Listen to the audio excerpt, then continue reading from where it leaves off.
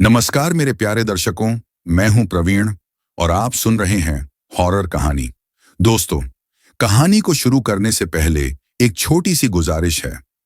अगर आपको यह कहानी पसंद आती है तो एक कमेंट जरूर करें। आपकी प्रतिक्रिया हमारे लिए बहुत मायने रखती है। और हाँ, चैनल को सब्सक्राइब करना ना भूलें ताकि ऐसी ही कहानियां आप तक लगातार पहुंचती रहें। तो चलिए अब बिना किसी देरी के कहानी को शुरू करते हैं। हमारे बड़े बुजुर्ग और गुरुजन हमेशा हमें सिखाते आए हैं कि लालच बुरी बला है, लेकिन कितने लोग ही इस बात को सच में मानते हैं। हम जब भी किसी आकर्षक चीज को देखते हैं तो अक्सर सब कुछ भूल जाते हैं और उसे पाने का लालच हमारे अंदर आ ही जाता है। कभी कभी यही लालच हमें बहुत महंगा पड़ जाता है। इसी लालच की वजह से कई बार हमारी जिंदगी भी खतरे में आ जाती है। ऐसी ही एक कहानी हम आज जानेंगे। ये कहानी है शहरी गांव में रहने वाली बिंदु की। बिंदु की 2 महीने पहले ही शादी हुई थी। उसका जन्म भले ही मध्यम वर्गीय परिवार में हुआ था, लेकिन उसके शौक काफी ऊंचे थे। बिंदु की 3 बहनें थीं, जिनका पालन पोषण भी जरूरी था और उनकी शादी का खर्च भी उसके माता पिता पर था। ऐसे में बिंदु के लिए एक रिश्ता आता है। लड़का स्कूल मास्टर था। ये बात सुनकर बिंदु बेहद निराश हो जाती है। वह चाहती थी कि उसकी शादी किसी जमींदार से हो ताकि वह अपनी जिंदगी ताट बांट से जी सके। उसे बहुत सारे गहने, रुपया, पैसा, बस यही सब चाहिए था। बिंदु इस बात पर अपने माता पिता से विरोध भी करती है। वह कहती है कि आखिर क्यों उसकी शादी 1-2 कौड़ी के मास्टर से की जा रही है।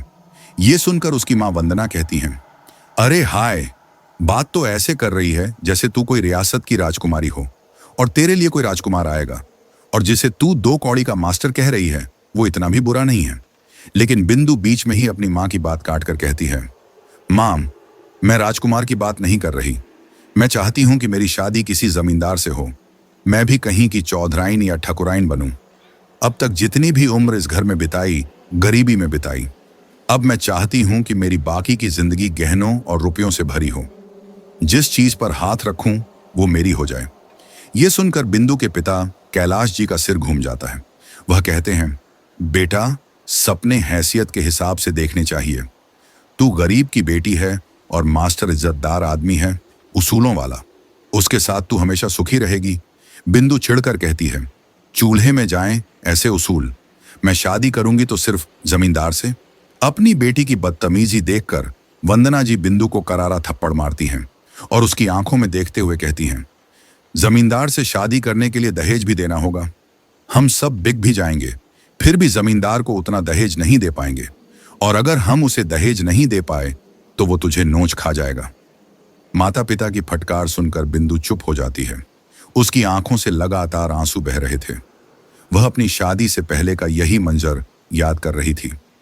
शादी के बाद बिंदु हर दिन अपने पति विकास को अपमानित करती थी। भले ही विकास उसे खुश करने की हर कोशिश करता, लेकिन बिंदु तो बिंदु ही थी। दिन में कम से कम 3 से 4 बार वह विकास को उसकी औकात याद न दिला दे, तब तक उसे शांति कहाँ मिलती। विकास बिंदु से प्यार करता था, इसलिए उसके हर अपमान को वह खुशी खुशी बर्दाश्त कर लेता। लेकिन बिंदु के ससुर सूर्यकांत को यह सब देखकर बिल्कुल अच्छा नहीं लगता था। फिर भी वह अपने बेटे के खातिर चुप ही रहते। बिंदु शादी से पहले के दिन याद कर रही थी और साथ ही विकास को कोस रही थी। रात के 12 बज चुके थे और बाहर तेज बारिश हो रही थी। चारों तरफ अंधेरा छाया हुआ था। बिंदु खुद से बड़बड़ा रही थी। वह कहती है, हे भगवान, आपने मुझे किस आदमी के पल्ले बांध दिया। यह तो एकदम कंगला है। 2 महीने हो गए शादी को। मजाल है कि इसने मुझे एक भी गहना ला कर दिया हो। न रुपया न पैसा देता है। हाय रे मेरी फूटी किस्मत। बिंदु ये सब कह ही रही थी कि तभी उसकी नजर खिड़की से बाहर एक चमकदार चीज पर पड़ी।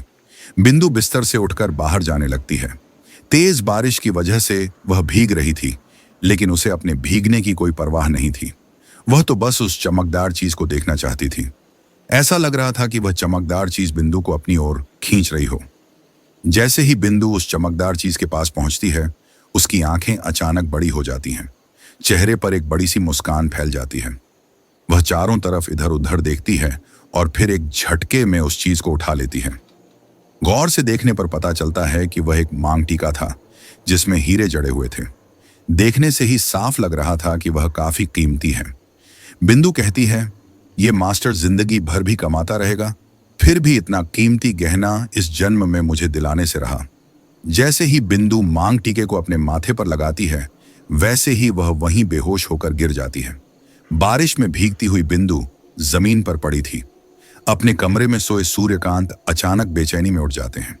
वह छाता लेकर बाहर निकलते हैं और देखते हैं कि थोड़ी ही दूर पर उनकी बहू बिंदु जमीन पर औंधे मुंह पड़ी है। सूर्यकांत दौड़कर उसके पास जाते हैं, उसे हिलाते हैं और आवाज देते हैं, बेटा बिंदु, उठ। लेकिन बिंदु होश में नहीं थी। तभी उसी रास्ते से अपने घर लौट रहा विकास अपने बाबूजी और जमीन पर पड़ी पत्नी को देख उनके पास पहुंचता है। विकास अपने बाबूजी सूर्यकांत से पूछता है, ये बिंदु जमीन पर क्यों पड़ी है? सूर्यकांत कहते हैं, बेटा सवाल बाद में पूछना, पहले बहू को घर के भीतर लेकर चल। विकास बिंदु को गोद में उठाकर घर के भीतर ले जाता है। बिंदु के हाथ में अभी भी वह मांग टीका था, लेकिन विकास और सूर्यकांत दोनों का ध्यान उस पर नहीं जाता। सूर्यकांत अपने बेटे से सख्त लहजे में कहते हैं, बेटा मैं सोने जा रहा हूं, मेरे घुटनों में दर्द है। इतना कहकर सूर्यकांत अपने कमरे में चले जाते हैं। विकास बिंदु को अपने कमरे में ले जाकर उसकी भीगी साड़ी बदलने लगता है। तभी उसकी नजर बिंदु के हाथ में पड़े मांग टीके पर जाती है। वह उसे निकालने की कोशिश कर ही रहा होता है कि अचानक बिंदु अपनी दोनों आंखें खोल देती है। उसके दांत किटकिटाने लगते हैं, उसकी आंखों का रंग एकदम लाल हो जाता है और उसकी जुल्फें खुलकर चेहरे पर बिखर जाती हैं। बिंदु का इतना भयानक रूप विकास ने आज से पहले कभी नहीं देखा था। बिंदु विकास को जमीन पर पटक देती है और कहती है, तेरी हिम्मत कैसे हुई मेरे मांग टीके को छूने की? विकास घबरा जाता है क्योंकि ये बिंदु की आवाज नहीं थी, बल्कि एक बेहद भयानक आवाज थी। विकास पूरी हिम्मत के साथ उठ खड़ा होता है और बिंदु के कंधों पर हाथ रखकर कहता है, बिंदु तुम्हें क्या हो गया है बिंदु? लेकिन बिंदु फिर से विकास को दूर धकेल देती है। इस बार विकास के सिर पर चोट लग जाती है और उसी जगह से खून निकलने लगता है। बिंदु यह देखकर किसी बच्चे की तरह खिलखिलाकर हंस देती है। विकास फिर भी हार नहीं मानता। वह बिंदु को कसकर गले लगाकर कहता है, बिंदु तुम ऐसा क्यों कर रही हो? तुम्हें क्या हो गया है? तभी बिंदु भारी स्वर में चीखते हुए कहती है, मैं बिंदु नहीं हूं, मैं वैशाली हूं। इतना कहकर वह एक बार फिर विकास को दूर धकेल देती है। विकास दर्द से तड़प रहा था, लेकिन फिर भी हिम्मत करके उठता है और बिंदु के पास जाता है। बिंदु मुस्कुरा रही थी। विकास भी बिंदु को देखकर मुस्कुराता है। तभी बिंदु आगे बढ़कर विकास के माथे से बह रहे खून को चाट लेती है। विकास को यह बेहद अजीब लगता है। उसका दिल जोरों से धड़क रहा था। उसे लग रहा था कि शायद यह उसकी बिंदु नहीं है, पर उसका जिस्म और उसका चेहरा यही बता रहा था कि यह बिंदु ही है। बिंदु पूरी तरह से विकास पर हावी होने की कोशिश कर रही थी। तभी विकास बिंदु को जमीन पर पटककर कमरे से बाहर निकल जाता है। विकास पूरी तरह से घबराया हुआ था। उसे समझ नहीं आ रहा था कि क्या करे। अंदर बिंदु जोर जोर से दरवाजा पीट रही थी। विकास डरा हुआ था। उसे समझ नहीं आ रहा था कि आखिर बिंदु को हुआ क्या है। तभी अचानक दरवाजा पीटना बंद हो जाता है। विकास और डर जाता है। उसे लगता है कि कहीं बिंदु को कुछ हो तो नहीं गया। वह दरवाजा पीटकर बिंदु को आवाज देने लगता है, लेकिन कोई जवाब नहीं आता। उसके सिर से बहता खून चेहरे पर आ रहा था। वह घाव की पट्टी करता है और फिर एक बार दरवाजा पीटकर बिंदु को आवाज देता है, लेकिन दरवाजा नहीं खुलता। यह देखकर विकास दरवाजे को जोर से धक्का देता है। दरवाजा खुलता है तो विकास देखता है कि बिंदु जमीन पर पड़ी हुई थी। सुबह के 4 बज चुके थे। विकास बिंदु को उठाकर बिस्तर पर लेटाता है। जैसे ही वह उसे छूता है, उसे पता चलता है कि बिंदु को बहुत तेज बुखार है। विकास रसोई में जाकर ठंडा पानी एक बर्तन में लेता है और कमरे में लौटकर बिंदु के पास बैठ जाता है। वह अपने रुमाल की पट्टी बनाकर पानी में भिगोता है और निचोड़कर बिंदु के माथे पर रख देता है। लगभग आधे घंटे तक, जब तक बिंदु का शरीर सामान्य तापमान पर नहीं आया, विकास उसके माथे पर ठंडी पट्टी रखता रहा। कुछ देर बाद बिंदु की आंखें खुलती हैं और वह अपने पास विकास को बैठे देख छिड़ जाती है। वह कहती है, तुम कब आए और यहां मेरे पास क्यों बैठे हो? विकास बिंदु की आवाज सुनकर खुश हो जाता है और खुशी में उसे गले लगा लेता है। बिंदु चिढ़ते हुए उसे खुद से दूर करते हुए कहती है, तुम दूर रहो मुझसे। याद है मैंने तुमसे सोने का हार मांगा था? जाओ पहले सोने का हार लेकर आओ, फिर मुझे छूना, वरना ऐसे ही रहना। विकास कहता है, चलो भगवान का शुक्र है कि तुम ठीक तो हो। बिंदु कहती है, मुझे क्या होगा, मैं ठीक ही हूं। तुम बस मेरे सोने के हार के बारे में सोचो। विकास कहता है, वो भी ले आऊंगा, तुम चिंता मत करो। बिंदु उठकर अपने बालों का जोड़ा बनाते हुए समय देखती है और कहती है, सुबह हो भी गई और मुझे पता भी नहीं चला। विकास कहता है, रात को तुमने मुझे कितना सताया, तुम्हें पता है? बिंदु कहती है, कल रात क्या हुआ यह भी मुझे याद नहीं, बस इतना पता है कि एक मांग टीका मिला था, वो भी काफी कीमती था। उसके बाद पता नहीं वो मांग टीका कहाँ चला गया। मुझे कुछ याद नहीं और मैं यहाँ कैसे आई ये भी नहीं पता, जबकि मैं तो बाहर थी। बिंदु अपना सिर पकड़कर कहती है, वो सब छोड़ो, तुम जल्दी से जाकर मेरे लिए चाय और नाश्ता बनाकर लाओ। विकास कहता है, ठीक है। विकास बाहर जाकर आंगन में बने नल पर नहाने लगता है। बिंदु फिर से बिस्तर पर लेट जाती है और कहती है, चलो, ये कंगला किसी काम का तो है, निखट्टू कहीं का। विकास नहा धोकर पूजा करता है और चाय नाश्ता बनाता है। गर्मा गर्म पूरी और सब्जी बनाकर वह पहले अपने पिता सूर्यकांत जी को देने जाता है। सूर्यकांत जी प्लेट लेकर कहते हैं, आखिर कब तक अपनी पत्नी के ताने सुनेगा तू? उसके लिए कितना कुछ करता है, फिर भी वो तुझे बार बार अपमानित करती रहती है। विकास मुस्कुराकर कहता है, पिताजी, बिंदु थोड़ी सी नादान है, बस धीरे धीरे वो सब समझ जाएगी और हमारी शादी को सिर्फ 2 ही महीने तो हुए हैं, वक्त लगेगा उसे यहाँ के माहौल में ढलने में। सूर्यकांत जी अपने बेटे को पास बैठाकर कहते हैं, बेटा, मैं सब समझता हूं कि नई दुल्हन को परिवार में ढलने में वक्त लगता है, पर हमारा परिवार है ही कितना। तेरी माँ जब आई थी तब हमारा परिवार 15 लोगों का था। तेरे ताऊ ताई जी, तेरी बुआ, चाचा चाची, उनके बच्चे, फिर भी तेरी माँ पूरे घर को अकेले संभाल लेती थी और सबका सम्मान करती थी। और तो और, मजाल है कि मेरे सामने कभी उसने ऊंची आवाज में बात की हो। पतिव्रता औरत थी तेरी माँ, लेकिन तेरी बीवी ऊंची आवाज में बात तो करती ही है और साथ ही साथ बार बार तुझे नीचा दिखाती है। ताने देने का तो एक भी मौका नहीं छोड़ती वो। विकास कहता है, पिताजी, बिंदु आज के जमाने की लड़की है। आपके जमाने में बहुएं घूंघट में रहकर पूरी जिंदगी निकाल लेती थीं, पर अब ऐसा नहीं होता।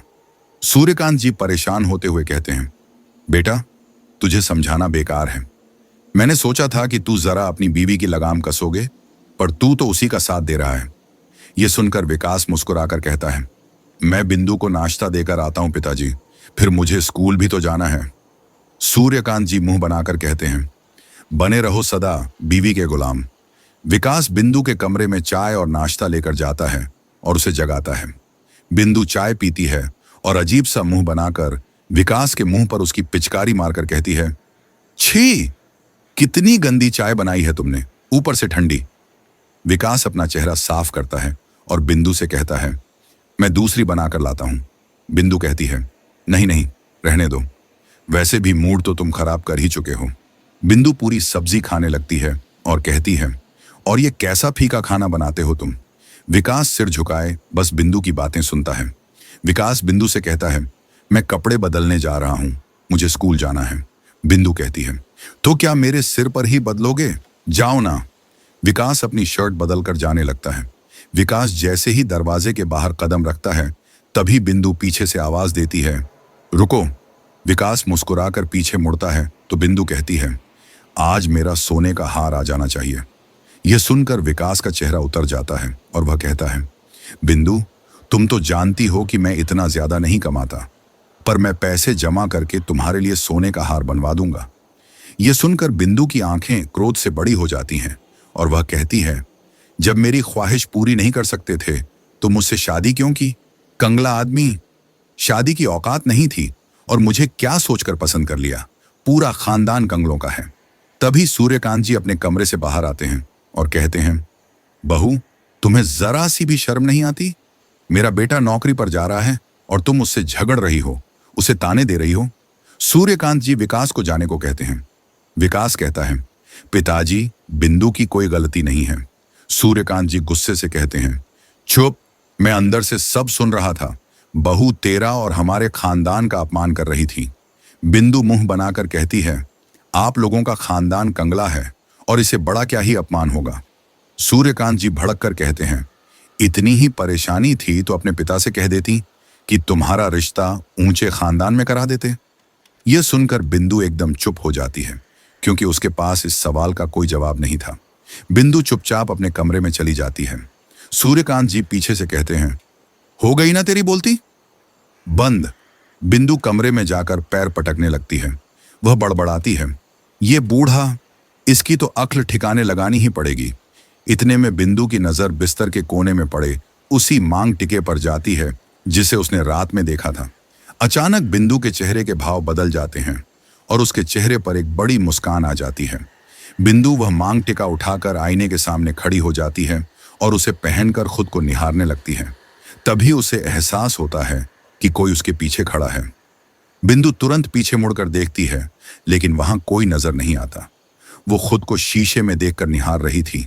तभी अचानक से उसे आईने में एक डरावनी सी सूरत नजर आने लगी, जिसकी आंखें अंदर धंसी हुई थीं, चेहरा बिल्कुल लटका हुआ और बालों की जटाएं बिखरी हुई थीं। उसकी आंखों से खून टपक रहा था। ये देखकर बिंदु घबराकर जोर से चीख उठती है। तभी वह डरावनी सूरत वाली औरत बिंदु की गर्दन पकड़ लेती है। कुछ घंटों बाद बिंदु से मिलने सूर्यकांत की बहन यानी बिंदु की बुआ सास आती है। वो सूर्यकांत से बातें करती है और फिर बिंदु के बारे में पूछती है। सूर्यकांत मुंह बनाकर कहता है, हमने तो गरीब घर की बेटी इसलिए लाई थी ताकि वो हमारी परेशानी समझेगी, पर यह तो छोड़िए दीदी, इसे समझाने से कोई फायदा नहीं। तभी शकुंतला, जो बिंदु की बुआ सास थी, कहती है, मैं बात करूंगी बिंदु से। इस घर में कोई और औरत नहीं है, शायद इसी वजह से बिंदु ऐसा व्यवहार कर रही हो। सूर्यकांत अपनी बहन शकुंतला से कहता है, जैसा आपको ठीक लगे दीदी। शकुंतला बिंदु के कमरे का दरवाजा खटखटाती है, लेकिन बिंदु दरवाजा नहीं खोलती। यह देखकर शकुंतला बुआ कमरे में चली जाती है। उन्हें लगता है कि शायद बिंदु नाराज है, इसलिए वो ऐसा कर रही है, और दरवाजा खुला ही था। शकुंतला बुआ कमरे में आती है तो देखती है कि बिंदु एक कोने में बैठी हुई थी। उसका सिर झुका था और उसकी जुल्फें उसके चेहरे को ढक रही थीं। बिंदु बिल्कुल शांत थी। बुआ जी उसके पास जाकर बैठती हैं और कहती हैं, बेटी बिंदु, देखो मैं तुम्हारी माँ तो नहीं और ना ही उनकी जगह ले सकती हूँ, पर इतना जरूर कहूंगी कि एक लड़की को अपने ससुराल में बड़े ही प्रेम से रहना चाहिए। इससे तुम्हें भी खुशी होगी और परिवार के लोग भी खुश रहेंगे। बिंदु कोई जवाब नहीं देती। ये देख बुआ जी को काफी अजीब लगता है। बुआ जी उसे हिलाकर कहती हैं, इतनी क्या नाराजगी है बिंदु बेटा? बिंदु की चुप्पी देखकर बुआ सोचती हैं कि शायद वो ज्यादा नाराज है, इसलिए बात नहीं करना चाहती। शकुंतला बुआ बिंदु के कमरे से बाहर निकल आती हैं। तभी सूर्यकांत उनसे पूछते हैं, क्या हुआ, बात हुई उससे? बुआ कहती हैं, नहीं भैया, वो कुछ ज्यादा ही नाराज है।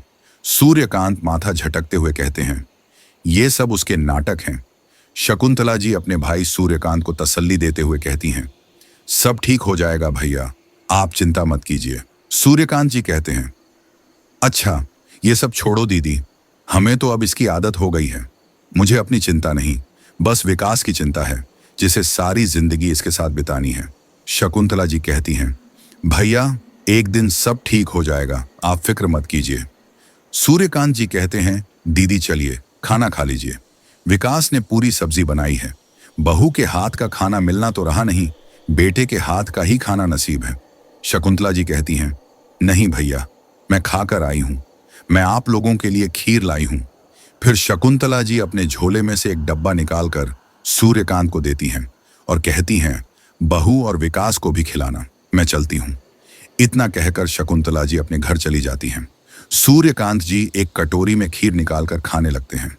उनकी बहू बिंदु से बिल्कुल नहीं बनती थी, इसलिए वो उसे खीर देने नहीं जाते। वे सोचते हैं कि विकास आएगा तो खुद ही उसे खिला देगा। तभी पड़ोस में रहने वाली आशा आ जाती है। सूर्यकांत जी खीर खा ही रहे थे कि आशा की आवाज उनके कानों में पड़ती है। आशा बिंदु को आवाज लगा रही थी। दरअसल आशा और बिंदु की अच्छी दोस्ती थी। दोनों का व्यवहार बिल्कुल एक जैसा था। शायद यही वजह थी कि दोनों अच्छी सहेलियां थीं। सूर्यकांत जी चिढ़कर कहते हैं, वो अपने कमरे में ही है, जाओ मिल लो। सूर्यकांत अंदर ही अंदर बड़बड़ा रहे थे। आशा चहकते हुए बिंदु के कमरे में जाती है और उसे अपने कान की बालियां दिखाने लगती है, जो कल ही उसका पति उसके लिए लेकर आया था। आशा बिंदु के पास बैठकर बार बार उसे अपनी बालियां देखने को कह रही थी। बिंदु सिर झुकाए बैठी हुई थी। आशा के बार बार पुकारने पर बिंदु सिर उठाकर आशा की ओर देखती है। आशा जब बिंदु को देखती है तो बस देखती रह जाती है। उसकी नजर बिंदु से हट ही नहीं रही थी, क्योंकि बिंदु ने वही मांग टिक्का पहन रखा था। जो कल रात आशा को अपने घर के सामने मिला था। आशा को अपनी आंखों पर विश्वास ही नहीं हो रहा था कि आखिर इतनी महंगी बिंदियां बिंदु के पास आई कैसे। आशा को पता था कि बिंदु के घर के हालात कैसे हैं। बिंदु के माथे पर सजा मांग टिक्का देखकर आशा को अपनी सोने की बालियां फीकी लग रही थीं। आशा जैसे ही बिंदु के माथे पर सजे उस मांग टिक्के को छूती है, वैसे ही बिंदु की दोनों आंखें अचानक लाल हो जाती हैं। बिंदु एकदम से बोल पड़ती है, तेरी हिम्मत कैसे हुई मेरे मांग टिक्के को छूने की? बिंदु की आवाज काफी डरावनी थी। आशा धीरे धीरे अपने कदम पीछे कर रही थी। वह हकलाते हुए कहती है, बिंदु, तुझे क्या हुआ है? तू ऐसे क्यों बात कर रही है? तभी बिंदु चीखते हुए कहती है, मेरा नाम बिंदु नहीं, वैशाली है। इतना सुनते ही आशा डर जाती है। बिंदु की आवाज बेहद खौफनाक थी। तभी बिंदु मुस्कुराते हुए आशा के करीब आती है। आशा के माथे से पसीने की बूंदें लगातार बह रही थीं। वह भाग जाना चाहती थी, पर मानो उसके पैर जम गए हों। तभी अचानक बिंदु आशा के कान से उसकी बालियां खींच लेती हैं। आशा के कान कट जाते हैं और उनमें से खून बहने लगता है। यह देखकर बिंदु जोर का ठहाका लगाती है। आशा दर्द से चीख उठती है। यह दर्दनाक चीख सुनकर सूर्यकांत जी अपनी बहू बिंदु के कमरे में आते हैं। वहां वे देखते हैं कि बिंदु एक कोने में बैठी हुई है और आशा जमीन पर दर्द से तड़प रही है। आशा के कानों से बहता खून देखकर सूर्यकांत जी सकपका जाते हैं। वह आशा को संभालते हुए अस्पताल ले जाते हैं। मन ही मन उन्हें बिंदु पर बहुत गुस्सा आ रहा था। जब सूर्यकांत जी अस्पताल में थे, तब बिंदु घर में अकेली थी। वह अलमारी खोलकर चटक लाल रंग की साड़ी निकालती है, फिर गहरे लाल रंग की लिपस्टिक लगाती है और कानों में वही बालियां पहन लेती है जो उसने आशा के कानों से छीनी थी। बिंदु के चेहरे पर एक रहस्यमयी मुस्कान थी। खुले लंबे बालों के साथ वह बाकी दिनों के मुकाबले आज बहुत अलग और खूबसूरत नजर आ रही थी। बिंदु घर से बाहर निकलकर सारे पौधों को देखती है। उनमें कुछ गुलाब के पौधे भी थे। बिंदु जब उन पौधों को छूती है तो वे तुरंत मुरझाकर सूख जाते हैं। बिंदु यह देखकर मुस्कुरा रही थी, मानो यह उसके लिए कोई खेल हो। तभी बिंदु थोड़ी दूर जाती है तो एक मुर्गी दाना चुग रही थी। बिंदु उस मुर्गी को पकड़कर उसकी गर्दन मरोड़ देती है और उसके चूजों को अपने मुंह में भरने लगती है। तभी सामने से आता विकास यह नजारा देख लेता है। वह बिंदु के पास आकर कहता है, बिंदु, ये तुम क्या कर रही हो? अब तक मुस्कुराती हुई बिंदु का चेहरा अचानक फिर से भयानक रूप ले लेता है। बिंदु विकास को कोई जवाब नहीं देती। वह चुपचाप अपने कमरे में चली जाती है। तभी पड़ोसन आशा की सास मंजरी आती है और बिंदु को आवाज लगाने लगती है, लेकिन बिंदु अपने कमरे से बाहर नहीं आती। कमरे में वह गुस्से से अपने पैर पटक रही थी और खुद से ही पागलों की तरह बड़बड़ा रही थी। बाहर खड़े विकास मंजरी से कहते हैं, काकी, बिंदु थोड़ी नाराज है, इसलिए वह बाहर नहीं आ रही। आपको कोई काम हो तो मुझसे कहिए। मंजरी मुंह बनाते हुए कहती है, मेरी बहू आशा यहां आई थी बिंदु को अपने कान की बालियां दिखाने, लेकिन वह अभी तक घर नहीं लौटी, इसलिए मैं पूछने आई हूं। विकास कहता है, मुझे नहीं लगता कि आशा यहां आई होगी। अगर आशा यहां आई होती तो बिंदु इस तरह उसे छोड़कर बाहर नहीं घूमती। मंजरी कहती है, आशा यहीं आई थी और कहीं वो जाती भी नहीं। विकास कहता है, काकी, अगर आपको ऐसा लगता है तो आप खुद देख लीजिए। मंजरी बिंदु के कमरे में जाती है, लेकिन वहां उसे आशा नजर नहीं आती। तभी विकास मंजरी की ओर देखता है और कहता है, देखा काकी, आशा यहां नहीं आई है। तभी मंजरी बिंदु की ओर देखती है, जो गुस्से में कोई मंत्र बड़बड़ा रही थी। उसी वक्त मंजरी की नजर बिंदु के कानों पर पड़ती है। मंजरी बिंदु के करीब जाती है और बिंदु को गालियां देने लगती है, कमीनी चोरनी कहीं की, ये मेरी आशा की बालियां हैं, चोरी कहीं। मंजरी बिंदु के कंधे पकड़कर उसे हिलाने लगती है और पूछती है कि मेरी बहू कहाँ है? कहीं तूने इन बालियों के लिए उसे मार तो नहीं डाला? हम सब जानते हैं कि तू कितनी लालची औरत है। तभी बिंदु मंजरी को जमीन पर पटककर उसके सीने पर बैठ जाती है और उसका गला दबाने लगती है। विकास बिंदु को रोकने के लिए उसे पकड़कर खींचता है, पर न जाने बिंदु के अंदर कौन सी शक्ति आ चुकी थी कि वो विकास को दूर धकेल देती है और भारी भरकम शरीर वाली मंजरी भी उसके आगे कमजोर हो चुकी थी। तभी दरवाजे से आशा और सूर्यकांत दोनों आते हैं और उनके साथ एक आदमी भी था जिसके चेहरे पर अलग ही तेज था। वो आदमी बिंदु के पास जाकर मंजरी को उसकी पकड़ से छुड़ाता है। बिंदु उस आदमी को देखकर एकदम से शांत हो जाती है। मंजरी लंबी लंबी सांस ले रही थी। आशा मंजरी के पास जाती है और घर चलने को कहती है। आशा बिंदु को देख घबरा रही थी, पर उस आदमी ने बिंदु को थाम रखा था। विकास अपने पिता सूर्यकांत जी से कहता है, पिताजी ये आदमी कौन है और इसकी हिम्मत कैसी हुई मेरी बिंदु को छूने की? सूर्यकांत जी कहते हैं, ये तेरी बिंदु नहीं है, ये डायन है। विकास कहता है, नहीं पिताजी, ये मेरी बिंदु है। तभी सूर्यकांत जी एक झन्नाटेदार थप्पड़ विकास को लगाते हैं और कहते हैं, अब शायद तुझे समझ आ जाएगा कि ये तेरी बिंदु नहीं, ये एक डायन है। तभी वो आदमी जिसका नाम पवन था और जो सूर्यकांत जी के साथ आया था कहता है, हाँ ये तुम्हारी बिंदु नहीं है। कल रात जो तुम्हारे साथ हुआ उसे भी तुम्हें अंदाजा नहीं हुआ क्या? तभी विकास कहता है, आपको कैसे पता कि कल कुछ यहां हुआ था? तभी पवन कहता है, ये सब बातें करने से पहले हमें बिंदु के होश में आने से पहले उससे वो मांग टिका लेना होगा जो उसने अपने माथे पर सजाया हुआ है। पवन धीरे से वो मांग टिका बिंदु के माथे से निकालकर बाहर जाने लगता है।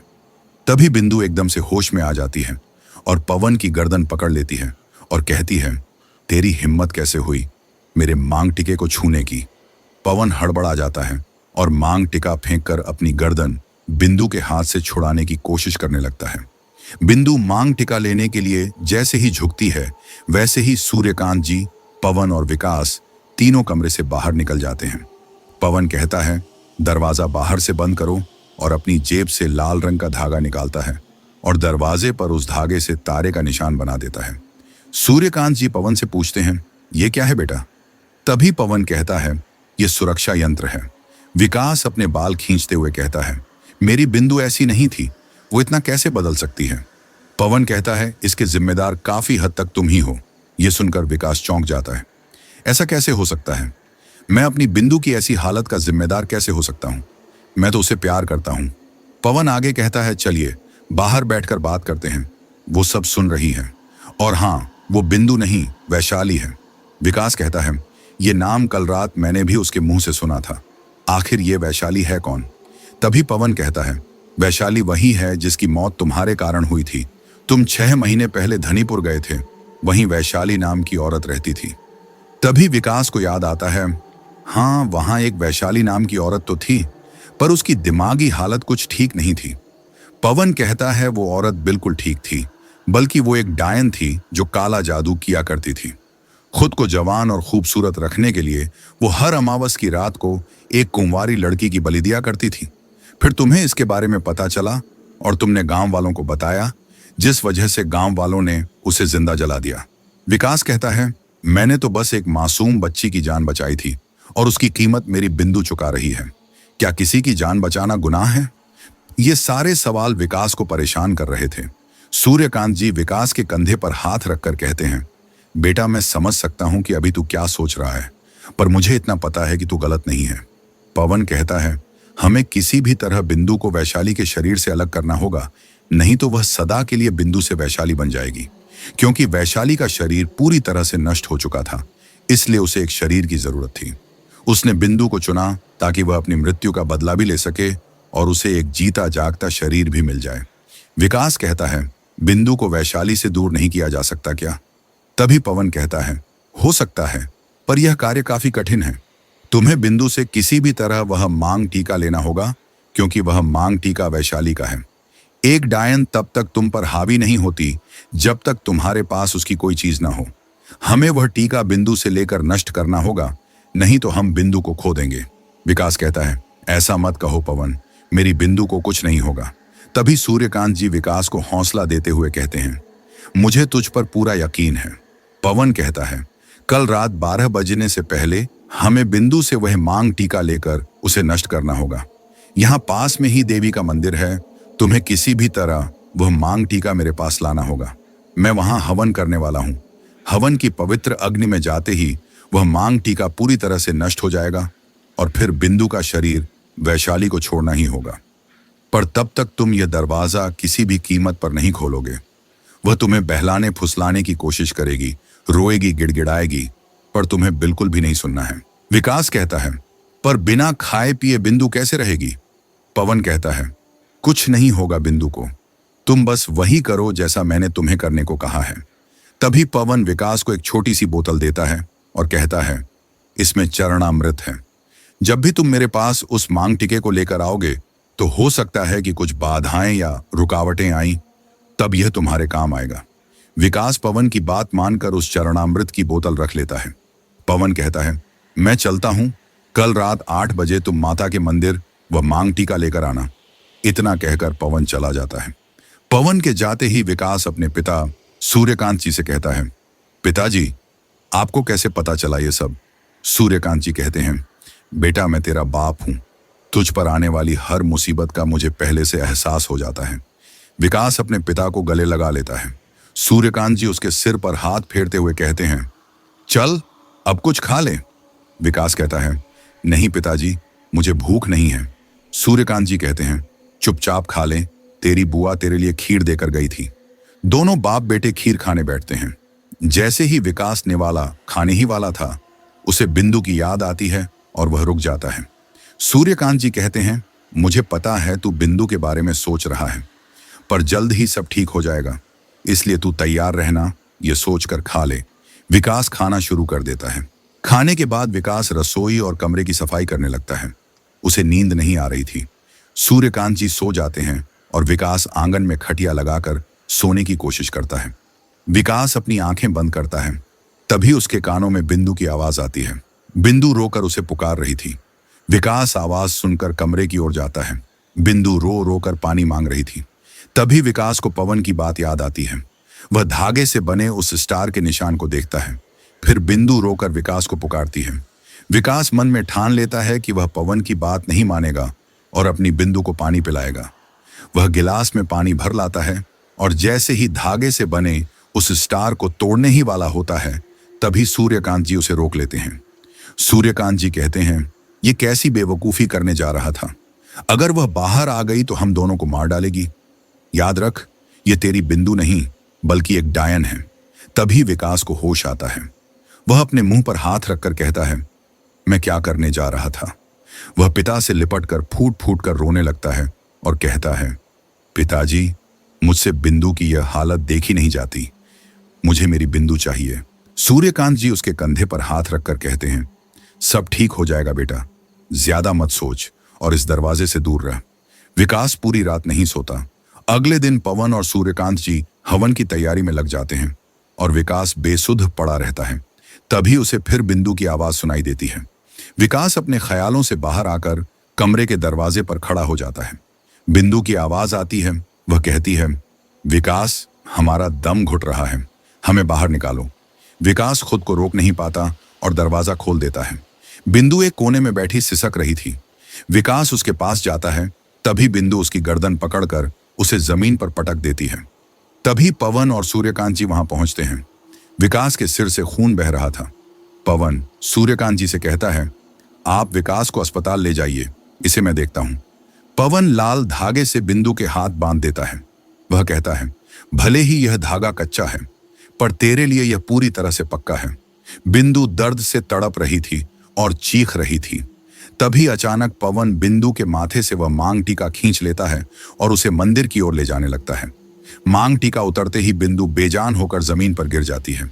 मंदिर में पवन के पिता दामोदर हवन कर रहे थे। वे उस मांग टीके को पवन के हाथ से लेकर अग्नि में डाल देते हैं, जिससे वह पूरी तरह से नष्ट हो जाता है। तभी दामोदर कहते हैं, पवन, मुझे नहीं लगता कि इस तरह से वैशाली का अंत हुआ है। पवन कहता है, पिताजी, आपका मतलब है वैशाली अभी भी हमारे आसपास है? दामोदर कहते हैं, हाँ, हमें इस हवन की राख को नदी में प्रवाहित करना होगा। दामोदर जी हवन की राख लेकर सरयू नदी में प्रवाहित कर देते हैं। बिंदु अब बिल्कुल ठीक थी। इस घटना के बाद उसके अंदर का लालच पूरी तरह खत्म हो चुका था और वह अब अपने पति से कुछ भी नहीं मांगती थी। घर का माहौल भी दिन ब दिन बदलता गया। बिंदु और विकास अब छोटी छोटी खुशियों में संतोष ढूंढने लगे। परिवार में हंसी खुशी लौट आई। आखिरकार बिंदु और विकास ने अपने जीवन को एक नई दिशा दी। अब दोनों मिलकर हर सुख दुख का सामना करते और खुशी खुशी अपना जीवन व्यतीत करने लगे।